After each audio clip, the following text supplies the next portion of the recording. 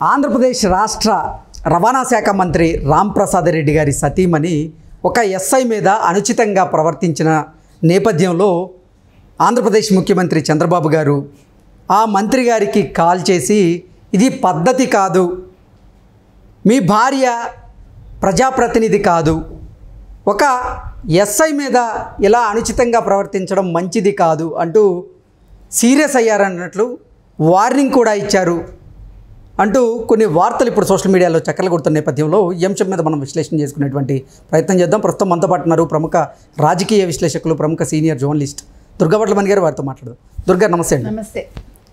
దుర్గారు, ఆంధ్రప్రదేశ్ మంత్రి రాంప్రసాద్ రెడ్డి గారి సతీమణి ఒక ఎస్ఐ మీద అనుచితంగా ప్రవర్తించినటువంటి నేపథ్యంలో ఆంధ్రప్రదేశ్ ముఖ్యమంత్రి చంద్రబాబు గారు ఆ మంత్రికి ఫోన్ చేసి మీ సతీమణి ఇలా ప్రవర్తించడం మంచిది కాదు, అది పార్టీకి చెడ్డ పేరును తీసుకొస్తుంది అంటూ ఆ మంత్రికి చంద్రబాబు గారు వార్నింగ్ ఇచ్చినట్లుగా, ఆయన మీద సీరియస్ అయినట్లుగా కొన్ని వార్తలు ఇప్పుడు సోషల్ మీడియా వేదికగా చక్కర్లు కొడుతూ ఉన్నాయి. దీన్ని ఎలా చూడాలి?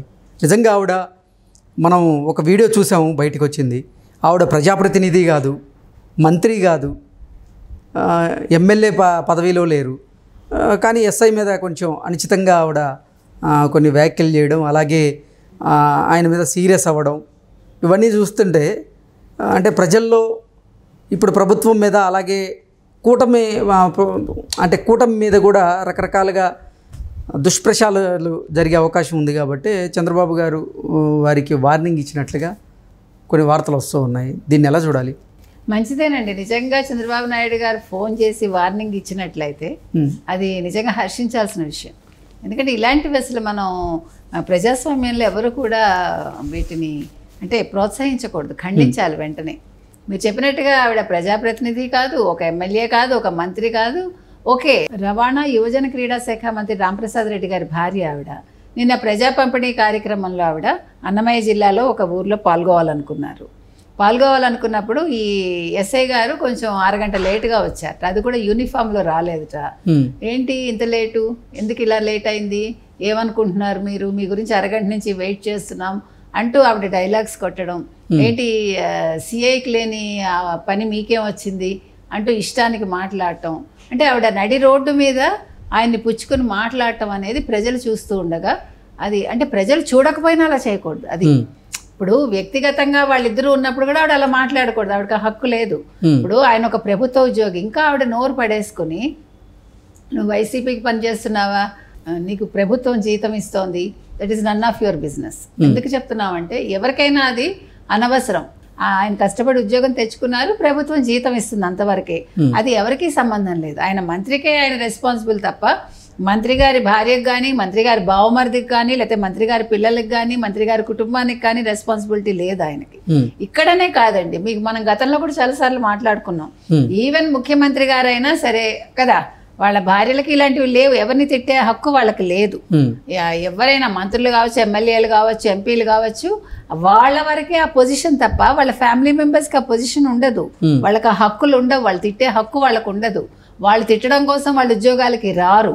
కాబట్టి నిన్న ఒకవేళ చంద్రబాబు నాయుడు గారు నిజంగా ఫోన్ చేసి తిట్టుంటే కనుకైతే అందరూ కూడా అది చాలా మెచ్చుకోవాలండి. ఇలాంటివి మళ్ళీ రిపీట్ కాకూడదు. మీరు చెప్పినట్టుగా వైసీపీ వాళ్ళని ఎందుకు తిట్టుకున్నారండి, వైసీపీ వాళ్ళని ఎందుకు ఇవాళ పదవి ఇవ్వకుండా చేశారు? వాళ్ళు చేసిన అక్రమాలు, అవినీతిలే కాకుండా వాళ్ళ నోటిదోల, ముఖ్యంగా వాళ్ళు మాట్లాడిన మాటలు, వాళ్ళు ప్రతిపక్షం మీద, ప్రతిపక్ష నేతల మీద, జనసేన నేత మీద, ఆడవాళ్ళ మీద వాళ్ళు అనుచితంగా మాట్లాడటం వల్లే అది కూడా ఒక కారణం వాళ్ళు ఓడిపోవటానికి. కాబట్టి వీళ్ళు ఇంకా నిన్నగాక మొన్న ఇంకా వాళ్ళు పదవిలోకి వచ్చారు, వచ్చిన వెంటనే వాళ్ళు ఇలా మాట్లాడటం అంటే తర్వాత కూడా చేయకూడదు ఆ పని. అంటే ప్రారంభంలోనే నీకు ఒక ఒద్దిక లేకపోతే, నీకు మర్యాద ఇవ్వడానికి రాకపోతే రాను మీరు ఎంత పెట్టలేకపోతారండి. కాబట్టి ఇవన్నీ ఆదిలోనే ఇలాంటివన్నీ తుంచేయాలి. అది చాలా చక్కగా నిన్న చంద్రబాబు గారు చేశారు. మనం సోషల్ మీడియాలో చూసాం, మనం ఇందులో న్యూస్ల్లో చూసాం, మన వార్తల్లో కూడా చూసాం ఈ అంశాన్ని. కాబట్టి ఆవిడ మంత్రి భార్యనని ఆవిడ రెచ్చిపోతే ప్రజలు ఊరుకోరు, ప్రభుత్వం అంతకంటా ఊరుకోదండి, ముఖ్యమంత్రి గారు అంతకంటా ఊరుకోరు. కాబట్టి మీరు చెప్పినట్టుగా ఇది కూటమిలో కూడా చెడ్డ పేరు తీసుకొస్తుంది. కూటమికి కూడా, అటు తెలుగుదేశమే కావచ్చు, ఇటు జనసేన కావచ్చు, అటు బీజేపీ కావచ్చు, ఎవరు కూడా దీన్ని హర్షించరండి. ఎవరైనా ఇవన్నీ దృష్టిలో పెట్టుకుని ఒళ్ళు దగ్గర పెట్టుకుని ఎవడైనా బిహేవ్ చేయాలండి. అది భార్యలు కావచ్చు, పిల్లలు కావచ్చు, వాళ్ళ కుటుంబ సభ్యులు కావచ్చు, ఎవరు కూడా వాళ్ళు మంత్రి గారి భార్యని కదా అని నువ్వు రెచ్చిపోతే మంత్రి గారి భార్య నీ వల్ల ఆయన పదవి కూడా పోతుంది. ఇంకా చెప్పాలంటే ఇంకోసారి ఇలా చేశారనుకోండి, చంద్రబాబు నాయుడు గారు కళ్ళు మూసుకుని ఆయన పదవిలోంచి తీసేస్తాడు. ఆయన ఆలోచించరు. ఆయన అందులో ఇప్పుడు ఇదొకటి మీద ఇప్పుడు మరీ ఆయన ఇదిగా ఉన్నారు, మరీ నిక్కచ్చిగా ఉన్నారు, మరీ ఖచ్చితంగా ఉన్నారు. ప్లస్ ఇప్పుడు ఏంటంటే ప్రభుత్వానికి ఎటువంటి మచ్చ రాకూడదనే ఒక దృష్టిలో వీళ్ళందరూ ఉన్నారు.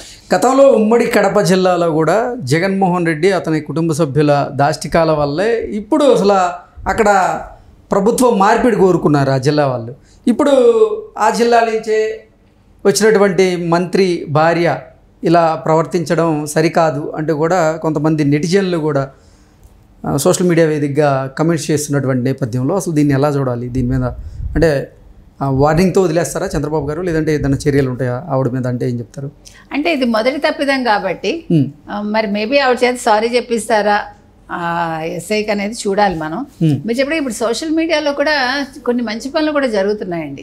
అంటే మన దృష్టికి రానివి కూడా వాళ్ళు వెంటనే స్పందించటం, ప్రజలు వాళ్ళ రియాక్షన్ కూడా మంచిగా ఉంటుంది. మనం నెగిటివ్ పక్కన పెడితే పాజిటివ్ కూడా చాలా ఎక్కువ ఉంటుంది. అంటే వెంటనే వాళ్ళు స్పందించడమే కాకుండా దాని మీద చర్య తీసుకునేలాగా చేస్తున్నారు. ఇవన్నీ కూడా మెచ్చుకోవాల్సిన అంశాలే కదండి. అంటే ప్రజల్లో ఒక రెస్పాన్సిబిలిటీ పెరిగింది. వాళ్ళు మేము కూడా అంటే మాకు కూడా బాధ్యత ఉంది ఒక పౌరుడిగా అనే దాన్ని వాళ్ళు గుర్తించారనమాట. మీరు చెప్పినట్టు కడప జిల్లాలో ఉన్నంత ఇది ఇంకెక్కడ, ఎస్పెషల్లీ రాయలసీమలో మనం చెప్పుకుంటే మీరు చెప్పినట్టు అక్కడ జరిగిన అట్రాసిటీస్ ఎక్కడ జరగలేదమ్మా. అంటే ఎక్కువ శాతం వీఆర్ టాకింగ్ అబౌట్. కాబట్టి ఇప్పుడు వాళ్ళ కుటుంబానికి ఈరోజు సీట్లు తగ్గిన అంటే YS Rajasekhara Reddy, YS Jaganmohan Reddy, YS Rajasekhara రెడ్డికి సంబంధించిన కుటుంబం కాబట్టి వైఎస్ జగన్మోహన్ రెడ్డి కుటుంబానికి ఈరోజు కడపలో సీట్లు తగ్గాయంటే దానికి వాళ్ళ ప్రవర్తనే కారణం కదండి. సో ఇప్పుడు ఒక వ్యక్తి చేసిన దానికి, హరిత అన్న ఆవిడ చేసిన దానికి అది వాళ్ళ భర్త మీద పడుతుంది, అది పార్టీ మీద పడుతుంది, అది కూటమి మీద పడుతుంది. రేపొద్దున ప్రజలు ఇవన్నీ గుర్తుపెట్టుకుని ఓవరాల్గా ఆ నియోజకవర్గం మీదే పడుతుంది, లేదు మొత్తం రాయలసీమ మీదే పడచ్చు, ఆ జిల్లా మీదే. కాబట్టి వీళ్ళు ఒక చిన్న తప్పిదం చేసే ముందు 100 ఆలోచించాలండి. వీళ్ళు ఇవాళ ఇదేదో ఫర్ గ్రాంటెడ్గా తీసేసుకుని ఏదో కొత్త బిచ్చగాడు పొద్దెరగడు అన్నట్టుగా ఏదో కొత్తగా పదవి వచ్చింది కాబట్టి నేను అడ్డం పెట్టుకుని నేను ఇలా బిహేవ్ చేస్తానంటే ఇదంతా కూడా పూర్వంలో లేదండి. పూర్వకాలం అలా ఉందేమో సినిమాల్లో, అది మనం చూసాం. కానీ ఇప్పుడు ప్రజలు తప్పిదం చేసినా కానీ సోషల్ మీడియాలో ఆ వీడియోలు ప్రత్యక్షం అవుతూ ఉన్నాయి, ప్రజలు వీక్షిస్తూ ఉన్నారు, కమెంట్లు కూడా తెలియజేస్తున్నటువంటి నేపథ్యంలో మనం తస్మాత్ జాగ్రత్తగా ఉండాల్సిన అవసరం అయితే ఖచ్చితంగా మన వాళ్ళకు కూడా అదే చెప్తున్నామండి. మంత్రుల భార్యలు కావచ్చు, ఎవరైనా సరే తస్మాత్ జాగ్రత్త. మీ నోటి దూల వల్ల మీ భర్తలకే లేకపోతే మీ భార్యలకో ఉద్యోగాలు పోతాయి, అంటే పదవులు పోతాయి. అల్టిమేట్గా అది పార్టీని దెబ్బతీస్తుంది. అది గుర్తుపెట్టుకుని మీరందరూ బిహేవ్ చేయండి అంతే. ఓకే అండి, థ్యాంక్ యూ సో మచ్.